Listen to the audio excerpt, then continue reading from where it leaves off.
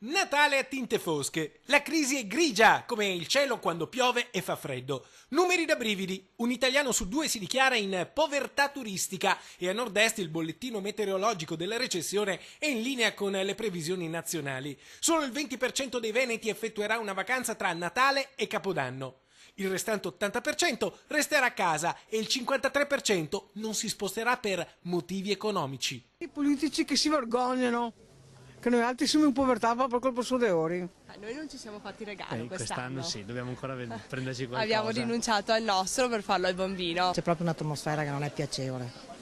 La flessione di partenze del 3% rispetto al 2012 indica che se un anno fa pioveva, oggi siamo in piena bufera. Una bufera in cui il barometro per la prima volta registra un'inversione. In Veneto a Capodanno sono previsti più turisti stranieri che italiani. Saranno contenti i commercianti che fino ad oggi non hanno venduto quasi niente. In una situazione del genere i consumi non possono che collassare ed è quello che è successo. Il collasso dei consumi provoca una riduzione della produzione industriale, riduzione della produzione industriale vuol dire alta disoccupazione. Dobbiamo fermare questo meccanismo. Quello che si profila è un Natale molto più spirituale che consumista, visto che è meglio fidarsi ai santi in paradiso che aspettarsi doni sotto l'albero. Qualcuno si augura di trovare almeno un po' di carbone per riscaldarsi, dato che per molti anche un tetto sulla testa è diventato un lusso e si allunga la lista di chi non riesce più a pagare le bollette di luce, acqua e gas. Eppure la politica non riesce ancora a rispondere per le rime ai morsi della crisi e questo fa male. Male, perché le riforme non sono state fatte e di conseguenza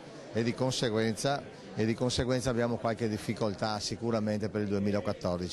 E visto che è Natale, l'ultima parola spetta al vescovo di Padova, Monsignor Antonio Mattiazzo. La crisi attanaglia anche la sua diocesi, tanto da spingerlo a mettersi nelle mani di un grande esperto che ha fatto per un mese una ricognizione della governance, delle finanze e dell'organizzazione. Poi Monsignore mette il dito nella piaga dell'evasione. Come Chiesa ribadisce che bisogna pagare le tasse, ma di fronte a certe situazioni anche il vescovo comincia a farsi delle domande. E lancia un monito: bisogna ripensare a un nuovo modello di economia in cui il capitale sia il mezzo e non il fine ultimo. È vero quello che dico io o no?